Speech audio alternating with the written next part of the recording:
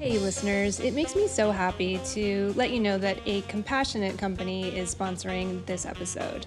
Laughing Planet Cafes are in multiple locations in the Portland area, offering global flavors at an affordable price. Laughing Planet believes that a happy planet requires responsible decisions from plant to plate, so they source local ingredients from farmers right around here. And they help out our community in more ways than one. During the COVID pandemic, for example, Laughing Planet has been offering free kids' meals to students who otherwise rely on meal assistance programs at schools. In good news, you can have Laughing Planet delivered to your door or pick up at any location. Order over the phone through DoorDash or order online, and you can get 20% off by entering the promo code FOURTOP at checkout. That's FOURTOP. Give it a try, folks. You'll be getting healthy, locally sourced food for cheap, and you will be supporting the Four Top. That is a win-win. And now, time for the show.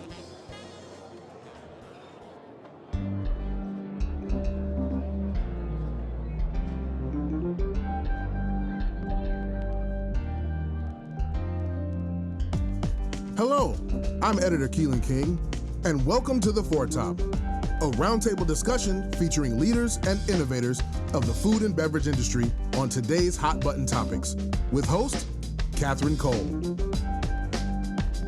And now, here's Catherine Cole. Hello, and welcome to episode 80 of the Four Top. I'm your host, Catherine Cole.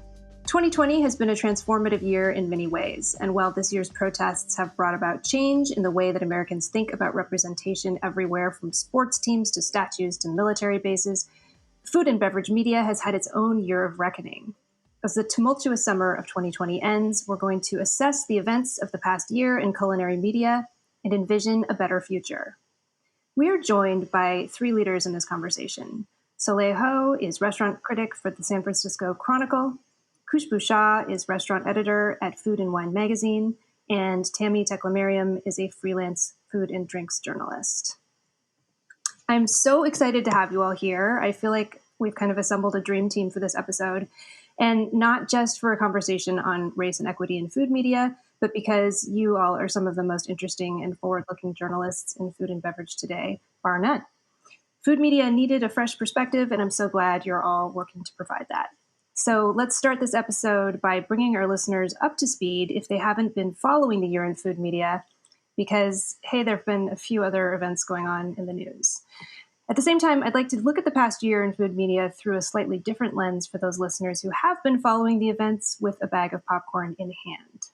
So let's start in January 2020, because that's the beginning of the year, and that's when one of our panelists, Soleil Ho, published a piece in the San Francisco Chronicle entitled The Bon Appetit Test Kitchen's Race Problem. It outlined how the videos on Bon Appetit magazine's popular YouTube channel, which boasts 6 million subscribers, were incredibly tone deaf in their treatments of cuisines of other cultures and their inclusion or lack thereof of people of color. It turned out that Soleil's observations were just the tip of the iceberg.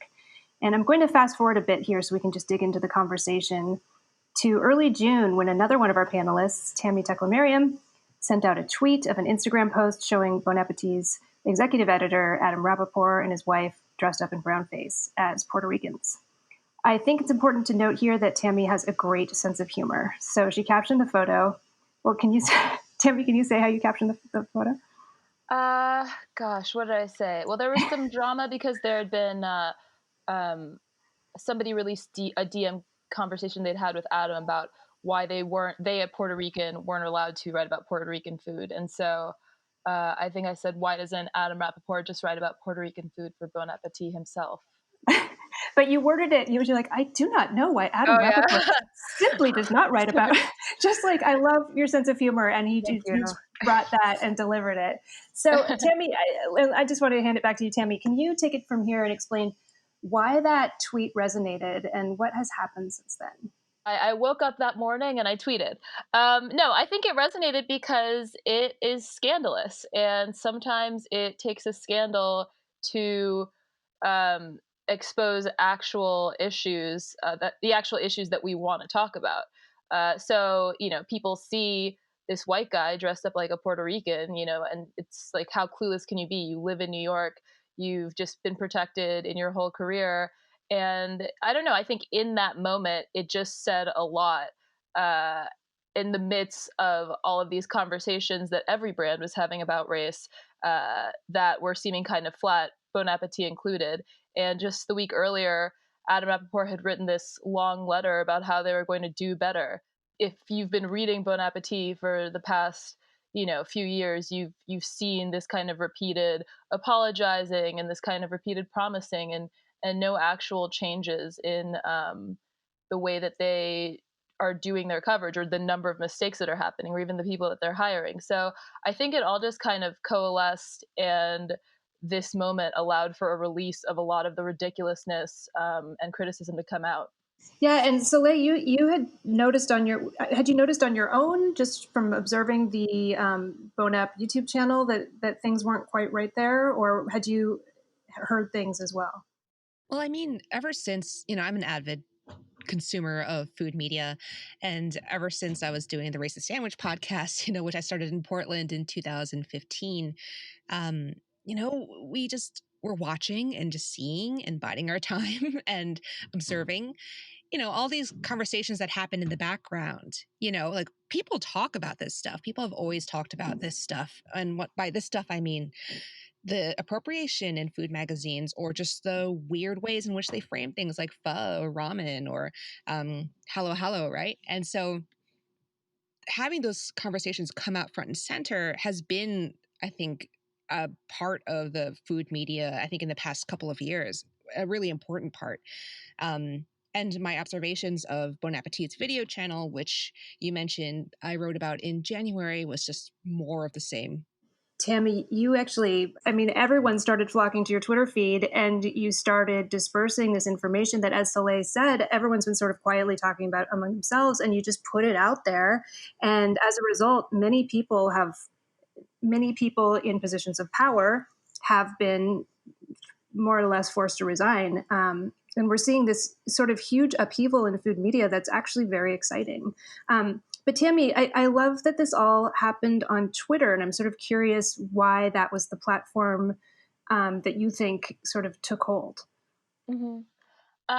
Well, for me, I think Twitter was useful just to get myself into the conversation because, you know, I think especially with social distancing, we're all just kind of moving our respective water cooler spaces, uh, to this kind of public water cooler. And we're all just sort of watching all of these horrors befall us every day, whether that's, more stuff about the pandemic, more stuff about just racial injustice, or another media company just like firing 30 people every, Friday afternoon. Hmm. We've all just come to like share these horrors and these reactions together. And I think that's one of the only reasons that I was able to position myself in this way to be heard. Because I mean, I had certainly been complaining about Bon Appetit on my Twitter before, but it's just kind of like we're all just in this nervous state, just like clinging to Twitter because it's just like our agora. So yeah, I think everybody, like, it was kind of easy to get everybody's attention because, it was a very heightened time. And I, at that time, was also just feeling a lot of emotion and just like getting a lot of information. Like, George Floyd had been dead for maybe like 2 weeks at this point. It was between like after 2 weeks of going to protests, I feel like we were all very activated, and social media at that point was becoming something different, and much more of a tool for activism. And so I think like really it was after coming back from a protest, I just felt like I like feel like this is something that I could do in my industry. Is just get this guy that I think is so endemic of all of the problems in the industry, like either, you know, fired or like, demoted or something, like just something to expose it. So yeah, I posted the picture and got a bunch of support. I didn't know at the time just how much the employees, the people of color at Bon Appetit had been advocating for these issues themselves. So yeah, it was really easy to galvanize support. And, as it was stay at home orders, curfew, everything, like people just wanted entertainment too. So I was able to give them that in addition to sort of, the soap opera digest of the summer of food media reckoning. That's what people want, is the commentary, you know? Soon it just became a place where I could just keep updating people about the story and continue to gain support for, you know, a way that I saw that we could advocate for our friends inside of Bon Appetit, and it ended up working. So even after Rappaport resigned that day, like the next issue was Matt Ducker, and it was just like the next day, like I saw an article that said that he was, you know, responsible for the pay inequity. So like I just changed my screen name to like Fire Matt Ducker, I think, and like because also, you know, he wasn't really a face of Bon Appetit. He was director of video for Bon Appetit, something like that. Or for Condé Nast, actually. I just looked it up. So all of Condé Nast magazine group. Yeah. Okay, so I guess he was one of the Condé Nast executives, Condé Nast entertainment executives. Yes, that was another important thing, is just, you know, sort of making sure that everybody knows the names of all of these operators that are contributing, that aren't necessarily people we know as the face of Bon Appetit. Because like it's also like all of a sudden I have these Bon Appetit fans who are, you know, giving me tips about Alex and like Carla and all these people, but you know, it's also like I want them to learn the mechanics of this situation so that now we have an entire fandom that's advocating for the mistreated employees. And then one of the highlights, I mean, sad highlights, was that wonderful compilation video. And listeners, we will post links to everything we're referring to of Soleil Ho in the test kitchen, basically carrying the entire weight of these Bon Appetit videos, and she turned out was not being paid. Well, all these other on-air personalities were constantly turning to her because they didn't know what they were doing, were being paid, and it was just so obvious seeing it on screen. I mean, I think there were a lot of people who assumed that everything at Bon Appetit was kind of like Barney and Friends, and then I think that there was an undercurrent, and like Soleil said, you know, people in food media spoke about these things a lot. It's just that, you know, because the I don't know. I mean, the Bon Appetit video channel is such a success, and it's such a success beyond, you know, the tiny little group of people who talk about Bon Appetit on Twitter. But you know, this, like the resignation of Rappaport, kind of shone a light on the issues there in a way that hasn't really hit before. You know, these other scandals, or like sort of just run of the mill tokenization of their employees that we're all so used to. And then I think the other thing is that I'm a freelancer, so I think there were a lot of people who had things to say, but who had signed NDAs and who are otherwise employed and would like to stay in their jobs. And I just don't really have a job that I'm trying to stay employed in. So I put the free in freelancer for sure. Khushbu, get in here. I haven't heard you on this topic yet. But I mean, like, every one of your tweets like cracks me up, no matter what you're addressing. Well, I appreciate that. I also shame a lot of people if they spell my name wrong. I continually continue to shame people.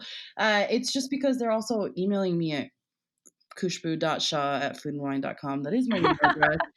You could literally copy paste, or like any place I've worked at, you know, my first name has been spelled out very clearly in the email address. So clearly you got the email address right. You know, it just feels unacceptable and like incredibly disrespectful to spell our names wrong. But yeah, going back to Twitter, you know, it's a gift and a curse. I feel like it's such an incredible way to get information out there really fast, to like be part of these huge conversations, you know, with everything with Bon App. And like, you know, God bless you, Tammie, for just hitting send on these things that have been, you know, in my text messages, my DMs, my just even private conversations for years, you know, about Peter Meehan, about Adam Rappaport. You know, we've all known these things. Like, this is true, you know, but the barrier to get some of this information out there is so difficult because they, you know, were in such power positions. And I feel like there's been this kind of shift, you know, unfortunately, it had to take the murder of George Floyd for people to be like, kind of enough is enough in some ways, and to kind of just say, screw it, you know. it's just time that we like call some of this bullshit out. And, you know, yeah, unfortunately, when you work at a publication, like publishing this stuff on your publication's website, right? You like, there's like a certain barrier of like verification and information that you just like have to get to be able to publish. And, it just takes so much longer sometimes. And then also there's the idea like I can't exactly write a lot about Bonap's situation when I literally work at its number one competitor, right? Like we're like it's just it's a weird look. But also, these things that are being talked about at Bonap, like it's something across the industry, right? It's not just at Bonap. It shows its face in many different newsrooms and editorial conversations. And if you just look at the mastheads of several publications, including Food and Wines, quite frankly, it's very clear the lack of diversity in this industry, and uh, the challenges that people are up against in trying to publish things that aren't necessarily centered around white people's perceptions of the world. One thing that I think someone might say in response to this movement is, oh no, there's this new backlash to quote unquote cancel. Well, it's probably not a new backlash, but this backlash to quote unquote cancel culture, and this idea that just because some people are upset on Twitter, people are losing their jobs, this is an overreaction. But I think what the work all of you have been doing, and also if you kind of follow the history on Twitter of the accounting of all this, and the work that Tammie's done just collecting all this accounting, you see that this isn't just a quick reaction. This is something that's been building up for years and years and years. What I feel about all of this is that I think it's notable that I don't want to speak too much for Khushbu and Tammie, but I'm pretty sure we're all millennials as well. We're all women of color. We're all just fed up. Like we're in this moment where, like, generationally, right, we have inherited a whole lot of things that we really that have not served us by and large, and I feel like we just have less and less to lose as a generation, certainly than our parents' generation. What is the purpose of upholding white supremacy? What is the purpose of upholding patriarchy? What is the purpose of having a college degree? I think all of these things, all these institutions have tricked our parents' generation to thinking that they really matter. And at this point now, it's like, well, maybe the holding back, right? The compromises, the waiting hasn't really panned out, as we see when all of these things, right? All of the injustices that come from our healthcare system, from wealth inequity, from racial wealth gaps, from just like class inequality, and all of this stuff have coalesced into this horror moment that we're all living through. So, like, why do we care if we make someone uncomfortable? 100%. And then also you guys kind of hit this breaking point, I think, where you're like, I just don't want to have to be thankful for scraps anymore. Priya really nailed it in her tweet or like letter kind of explaining why she's leaving, Bonap video. This is Priya Krishna. Priya Krishna, yeah, sorry. And you really are made to feel like, in all of my jobs, I've been made to feel like I should just be grateful for like even being there. But, I've seen, I've had a lot of really mediocre, like white male colleagues, quite frankly, who just, would do 1/100th of the work and get paid, 3, 4, 5 times what I was making, would get opportunities that I'd be like killing myself for. And, you just hit this breaking point, and you see this. It's not just you, it's everyone else in the industry that looks like you is also just fighting tooth and nail to be able to do the things that we want to be able to do. And yeah, you get to a point where you're just like, you have nothing else to lose, Soleil just kind of nailed it. You're like, okay, screw it. I just don't want to fight for scraps anymore. We deserve more. I love it. And I was telling Tammie this earlier. I'm definitely not a millennial. I'm definitely a Gen Xer. And I can tell you He 20 looks years like a millennial, though. He's amazing skin. But I can tell you 20 years ago, it was awful then too. for women, and sort of, just keeping my mouth shut all this time and seeing exactly what you're describing, men just rise up through the ranks and be paid twice, three times as much. And I come from a generation where we just kind of kept our mouths shut, and it's just been, like I said in the intro, just I feel like I've been holding a bag of popcorn through this whole thing and just smiling and watching everyone speak out and finally speak their mind. It's just it's great. I love it. My thing is, like, if I can tell from all the way over here in, like, my bedroom in Brooklyn that, like, Adam Rappaport is a bad leader and, like, as much of, a cornball as he presents himself in these videos, and then, like, I learn facts that tell me that not only is he uh, undeserving and talentless, but he's also contributing to structural racism.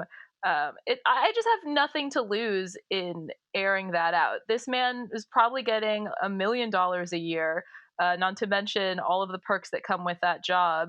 And he's just been employed at Condé Nast, just never having really been challenged. So I think for me, I just saw all of that, and to me, he just seemed really politically weak. Like, I just felt like Bon Appetit that was not being a good, shepherd to their audience, and I felt like he was just such an easy target, and he was. I hate to bring this to a close, but I also know that the three of you probably have been talking on this subject all summer long, and you're probably eager to speak about something else on the record. So I thought we would move on to our second topic and think about how we can make food media better as we move forward. And I feel like all three of you have already demonstrated through your work how food media can be better. Just this incredible empathy and sort of taking a step back and looking at the same thing but from a different perspective. And I thought maybe I'd start with Soleil. I've really been enjoying your food coverage for the San Francisco Chronicle, because each piece you write seems to take that step back and say, hey, what's really going on here and what has been going on here? And just today, as we're recording, there's a new piece up that I'm just loving. It's about a restaurant, a fine dining restaurant, offering safe dining during the pandemic for just a mere $200 a person. You can dine inside your own plastic dome that looks like a giant privilege bubble. And there's a quote in there that says that the dome is a shield against, not for, those who need sheltering the most. So how do you approach your reporting, and do you kind of every day say, I'm gonna give this a fresh look, or how do you always have that fresh take? Yeah, like my tendency to always zoom out makes me a very frustrating spouse. I'll cop to that first, because I'm always just like, what's really wrong here? Like, let's talk about the systemic issues behind me not washing the dishes. It's just terrible. So, yeah, no, I think about a lot the easy story. It's so easy to have bad guys, to have good guys. Especially now, we want those. We certainly had that with the Bon Appetit story, right? Like, Adam Rappaport was a really easy person to make fun of. But, relating to your question about systemic change and meaningful change, I think that often when we get rid of the bad guy, you think that you've vanquished the bad guy and things will be better because of that. And that's not necessarily true, right? I'm always trying to, in my work, like, get people to zoom out, to really think about, like, what is the reason for all of this, because the world isn't made bad by individual bad actors, although it is certainly enabled by individual bad actors, right? There's all these systemic things, that policy things or ideological things that enable society to become what it is. So when we think about food media, for instance, I think the thing that really disturbed me about Bon Appetit, for instance, was they knew that diversity and inclusion were virtues, right, or values that the organization could espouse. And they were able to weaponize it. They were able to use it in a shallow kind of way to absolve themselves of the deeper systemic issues that Tammie and others have pointed out in their work, right? The pay inequity, all of that stuff. And at the same time, they threw you scraps, as Khushbu mentions. Here's your Indian video, right? You should be happy about that. Here's your Japanese video. Here's your pho video. Right. And so, like, we need to learn, and I think generally speaking, we need to teach readers and listeners to ask deeper questions, to look beyond whatever they're being placated with, and think about, how we can all be implicated, but also all be empowered to take this on, if that makes sense.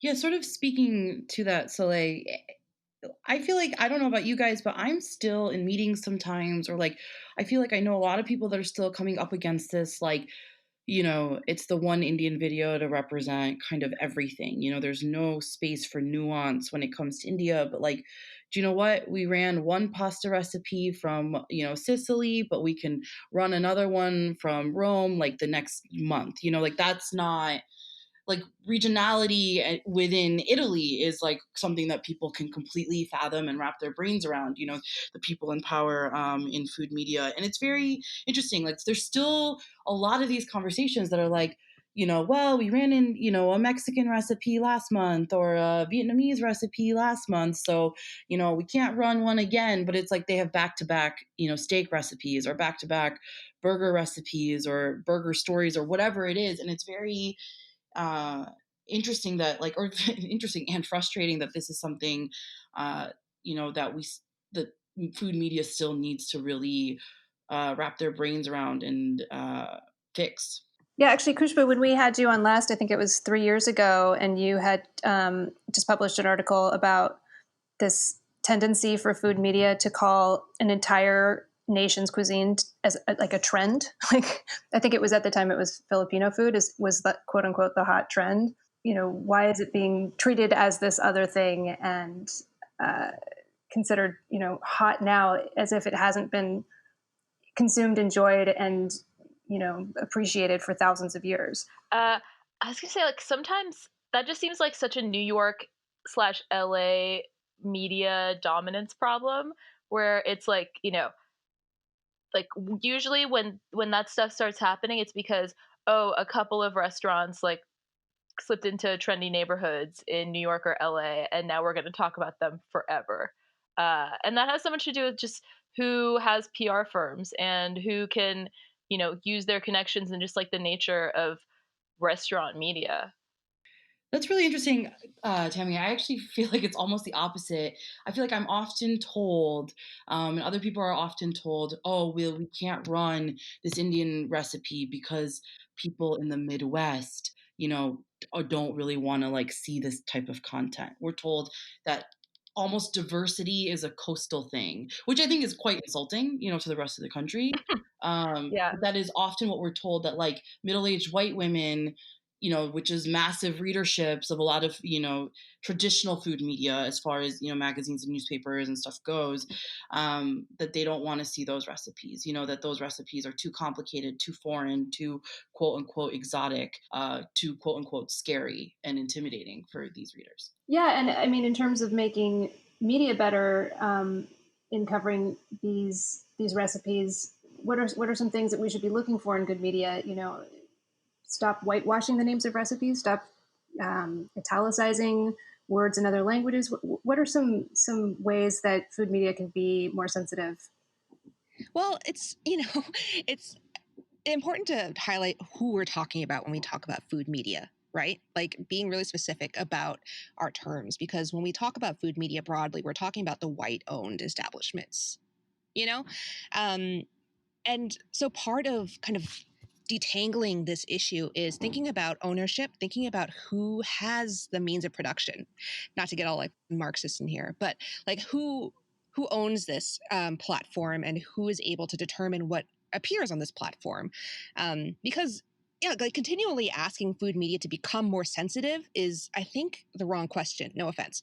I'm just saying that like we should think harder about who is getting the money to make their own publications. I think Steven Satterfeld, for instance, the publisher of Whetstone magazine, talks about this all the time, about the difficulties of being a Black publisher and trying to get funding and trying to get advertisements and trying to get backing for his projects, which are really ambitious and like really wonderful. And you don't ask those questions of Whetstone because because Steven has proven himself to be a really responsible publisher. Right. It's because he knows he doesn't only center his perspective, right? Like that, uh, that's something I've also really noticed, that if you are not white, in America and you've grown up in America, you are uh, your entire life you've been asked to learn about perspectives outside of your own. Um, and I've noticed, a lot of times my white colleagues in these rooms, they only think about their life experiences. And it's interesting being, often the one person of color in a room. I feel like not only do I represent my own experiences, I'm looking out not only for South Asians and the South Asian perspective on things, but I'm also looking out for like, my Latinx brothers in arms and like, my East Asian, like, sisters. Like it's, I'm trying to make sure that everyone is represented that is not white when you're working within these white owned, white run spaces. For me, I think that, even at major publications, and let me just throw out the New York Times, but the people who are in charge of sort of daily recipe content, or what we think of as weeknight cooking, or sort of the regular recipes versus the ways that people are either tokenized into cooking their, their like the cuisine of their parents basically, or only featured to be used in certain ways, whereas Mm. like basically white people can be, generalists, or be the people who are sort of arranging all that content for us. I think, there's still a reticence in food media to let people of color organize these messages and sort of, I mean, literally edit, but, kind of oversee that, because there's this belief that you can't be as much of a generalist as you should be a specialist on, your, slice of culture. Yeah, there's a lot of race matching that's very limiting. Hmm. And I think is like a huge problem. I think another huge problem is this sort of whitewashing of recipe titles. Just call the dish what it is. Like, it like I saw actually a recipe on Bon Appetit, for a Persian dish, and it was like buttery cardamom rice or something, something. And then in the deck, they had the actual name of the recipe, but, you normalize it by talking about it as if it's normal, and repeating these names, multiple times. And then it gets into people's vocabulary. We say gochujang enough times, like now everyone knows what gochujang is, for the most part across America. It's not like and kimchi, it's not like a scary ingredient. It's no longer like fermented Korean, like cabbage, something like that. Um, and so the more we talk about these dishes as what they're actually called, I mean, you run into another issue where, a dish can be called several things, depending on like what region you are from, in a country. Indian food runs into this problem all the time. Like I tweet often about eating what I call yogurt rice. My family calls it daibat. People call it curd rice. People call it mozzarella. Depending on like where you're from, there's at least I think 10 to 12 names for this one, dish. Um, but usually, when something has like a very, common name in a country, like that's what you should just be calling the dish. Like you don't need to call it buttery rice with cardamom, at this point. And Kushbu, that's a good point. And the funny thing is, I think the argument from the publications is that, oh, we need to maximize our SEO. So we need to use, really common terms. And it's like, hey, if you want to maximize your SEO, how about you use every regional term for that dish? And then you'll be pulling in that many more people. Yeah. Also, I'm more likely to Google the name of the dish and not buttery cardamom rice, right? Like that's at the end of the day. Or like if you're looking for carne asada, you're not going to Google like, Mexican, I don't know, meat taco. Like I don't know. Carne asada is the thing that's going to get you, fastest to that recipe if you're looking for a carne asada recipe. Absolutely. And this makes me think that one thing we just need to really honor is the origins of recipes. And there's so many quote unquote global pantry recipes these days that pull a little bit from here and a little bit from there. And I think Soleil mentioned Whetstone, the publication that does such a fabulous job of really honoring the origins of where these foods come from. And in terms of making media better, I just want to shout out to Joey Hernandez at Bonap, who is taking their recipes and really just carefully going through them and updating them with a little origin story for each recipe. It's in the process, I think, of figuring out like a system that is approved by people above him, etc. I think it's a huge Huge undertaking. huge undertaking. So Yeah. to even go through and find all of those recipes, Bon App has like a database of just so many, right? Well, the New York Times is doing it too. They're just not being open about it. Like they changed the name of they had something called like Vietnamese tacos, and I think they changed it to like pulled pork with hoisin or something. I've got a couple examples. There was like something like one of the cucumber salads. Like they're doing it, but they're not under as much public scrutiny for their missteps, which is fine. They're the New York Times. They're going to be boring. That's really their position because they see themselves as outside of the drama because they're associated with the New York Times. They don't think that they have to account for their sort of engagement or their recipes because they don't really have somebody that speaks for them like that, except for Sam Sifton's like yawning rich person newsletter that is just like the most out of touch thing ever. But like otherwise they don't really address like they aren't really self-referential. Well, I'm sorry to keep moving, but we're going to have to take a short break here and say something about our sponsor.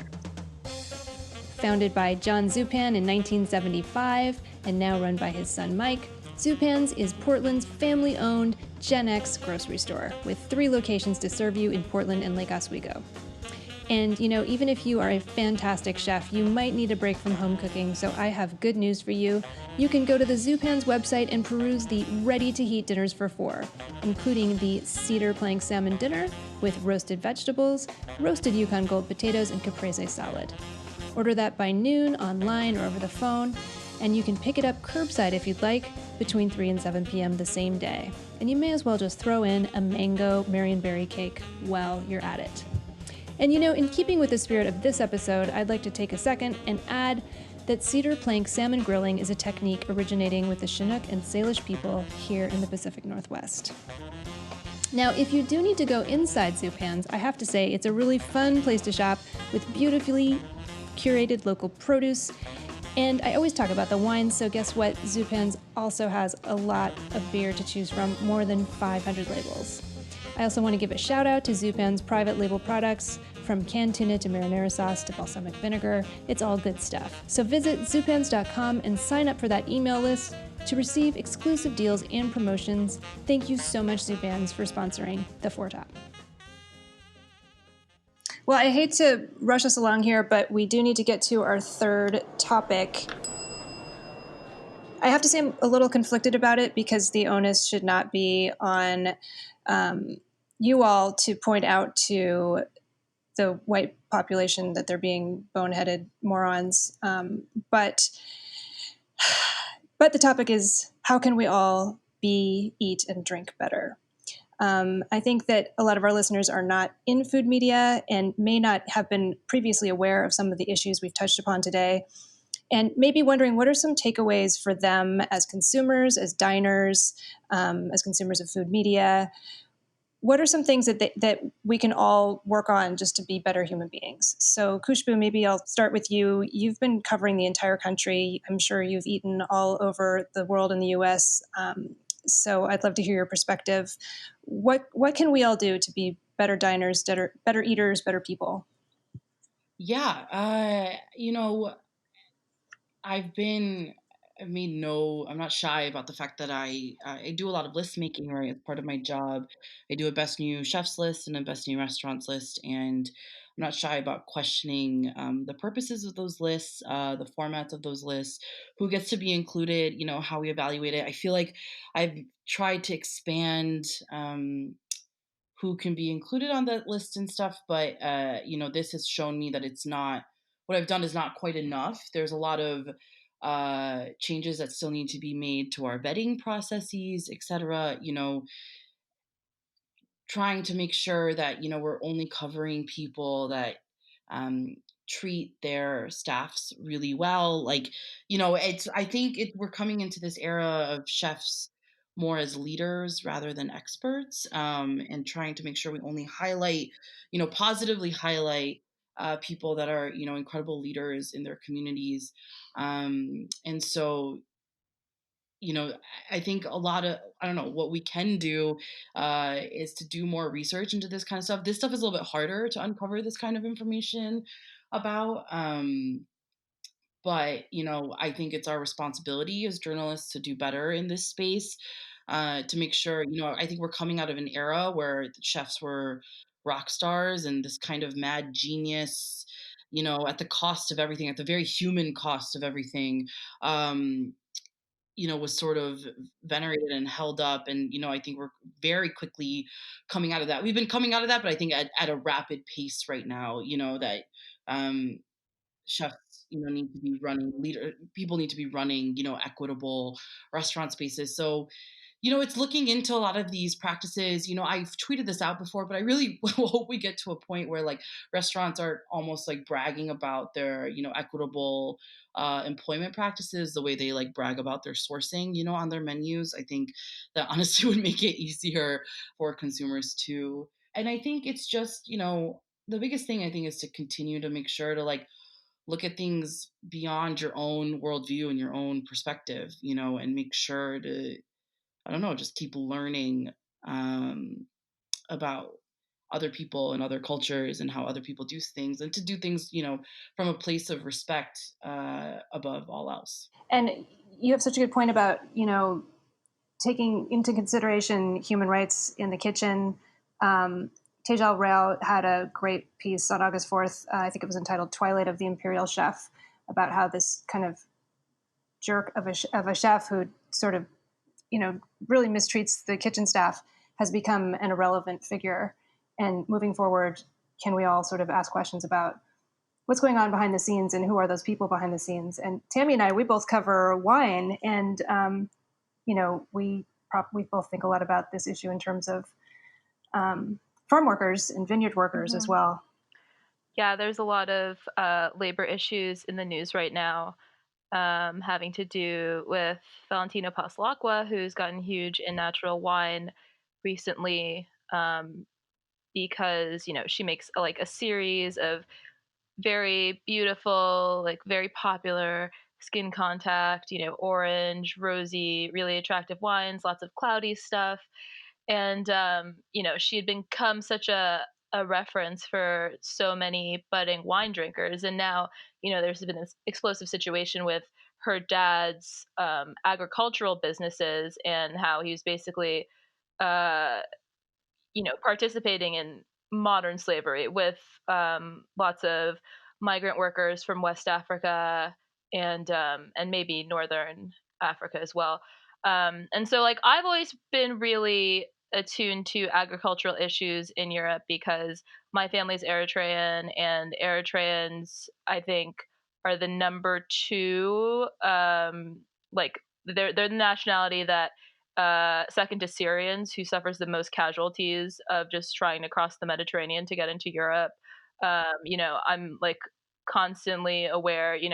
I follow the news about the migrant issues there. Like there's, slavery in Libya, and all of these things that sort of contribute to the European economy. And so, you know, I bring it up sometimes, but people don't really think about that. And, when you talk to some white journalists, they say, oh, like, I've spoken with these people. They're very nice, da da da. And it's like, yeah, of course they're going to be nice to you. You are from this magazine that they recognize, and their whole brand depends on, you know, them having a good time with you. But if you don't ask those questions, if you don't really, do that independent research outside of what you see or what you experience, then you're just not going to get the full story. And I think we're seeing now importers that maybe didn't have to deal with that because the market wasn't scrutinizing for that kind of thing. People wanted to know about sulfites, but they weren't really asking, who harvests the grapes. And that's a massive amount of labor. And so if we're having just like these huge contradictions and hypocrisies in this extremely trendy subset of wine, that promotes itself on its ethical superiority among other things, then it's really interesting to see how the market really is reacting to the ongoing exposure of this, because for sure, to whatever degree Valentina was involved with this, like, she's not the only one, or, she's not the only one who's benefited from that kind of situation. Wine, people pass down vines. There's so much about wealth and, lineage that is connected to it. And that's just what wine is. So you can either accept it, you can look into it, but you can't ignore it. Mm-hmm. It's interesting. It occurs to me as you're speaking, I'm thinking that, American vineyards and to some extent European vineyards can be certified regarding their labor situation, how compassionately they treat their employees. And you can see that certification on the label of a bottle of wine. I wonder if there's a future in which restaurants can be certified on a similar standard. We would have to find an organization that we trusted enough to certify them without creating their own drama in the background. Right. Just to say, I don't necessarily like trust like whoever is established to judge restaurants so far. I think that uh, sort of who wins James Beard Awards or who gets to be reviewed by certain organizations. We're still trying to like change a lot of these things and bring a lot of awareness to it. And there's not really, I don't know who the governing body would be. But yeah, it would definitely be nice to see more oversight, especially as we restructure the entire industry. It's funny because restaurants, it's both New York and California, correct, that they receive these grades that appear in their windows regarding their sanitation. And wouldn't it be great if those grades also had to do with how their workers are treated? Would it be possible to run a restaurant industry without mistreating workers? Oh, what a thought. I mean, I would like that to be true, but that would have to involve some real socialism. I also think it's going to involve raising the prices of everything, unfortunately. Like, I think we underpay for food in America. I think it's a piece I'm working on, but I think what we're not paying in money, we're paying for in human costs again.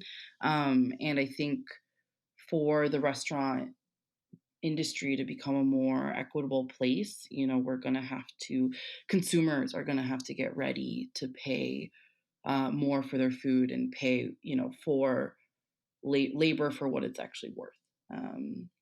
I think we're underpaying on all of that right now. Also, there's that other side to this where, how do we create a system where people who work in restaurants are able to speak freely, or a place where they can speak freely, about how behind the scenes of a restaurant really is, right? How that environment really is, without facing any sort of consequences.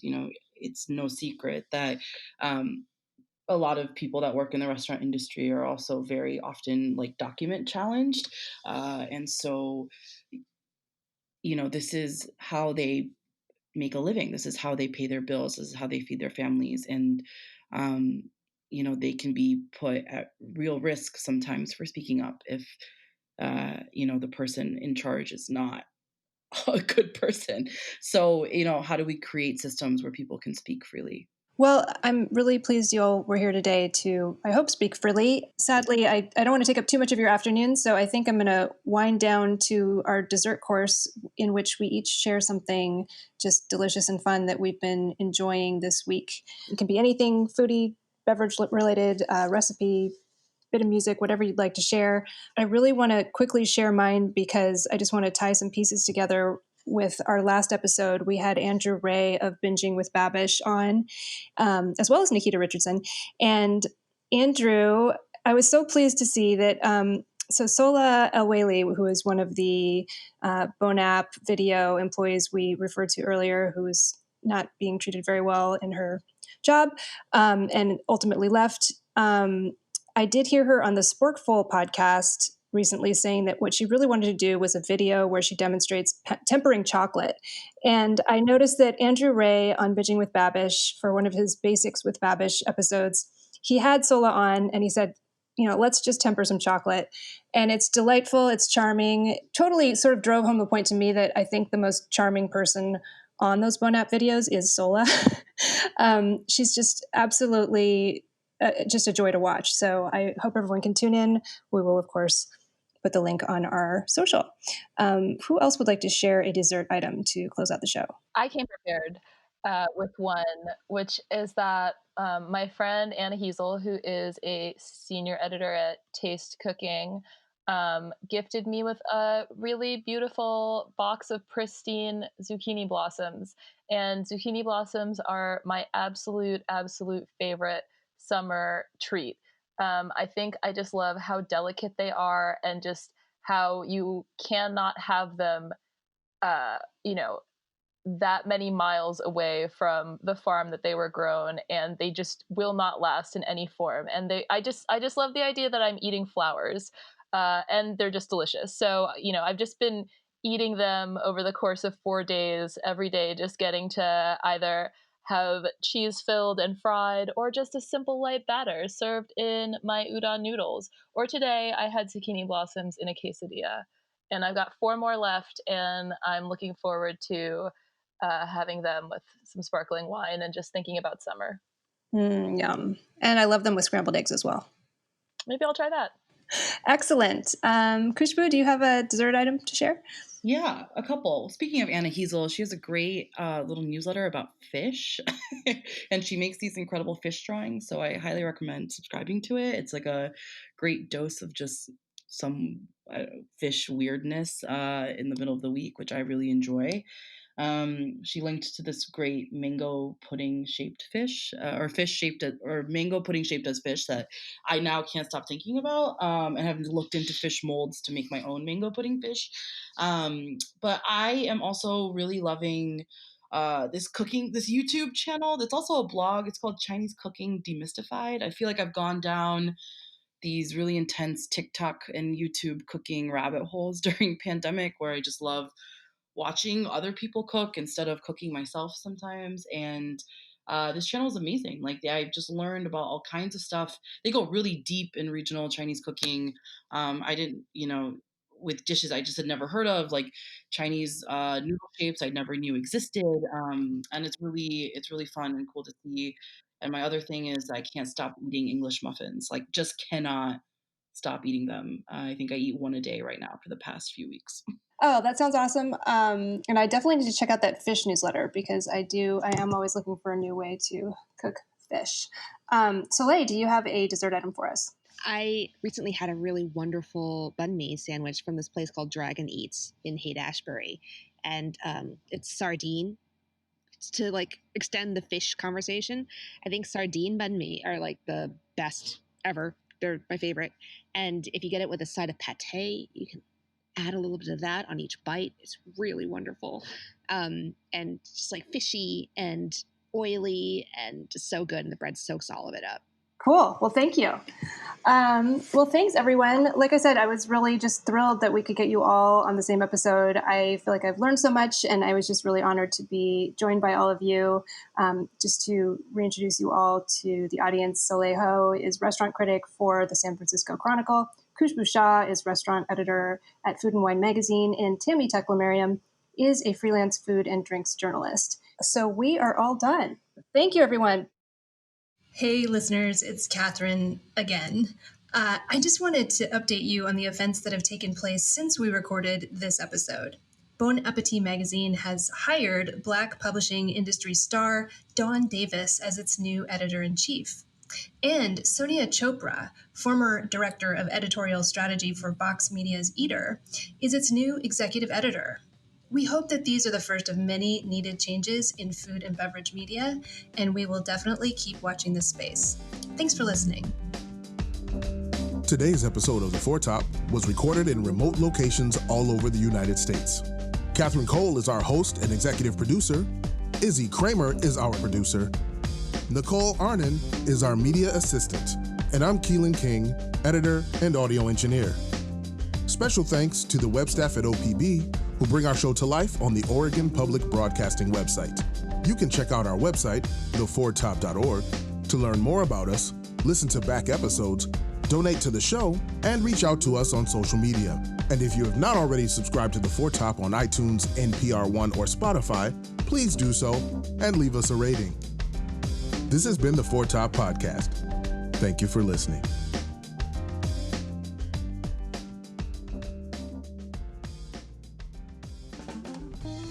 Hey folks, before you go, one more little thing.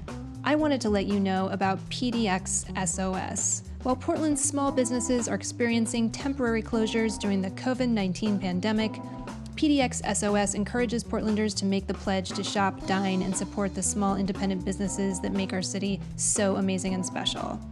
Here's how you can help. Head over to pdxsos.com to purchase a gift certificate from your local and independent boutiques, restaurants, service providers, and more. The members of PDX SOS would like to thank the Portland community for their ongoing support, and don't forget, micro enterprises make up the engine of our economy. So support PDX SOS and you are supporting yourself. Bye-bye.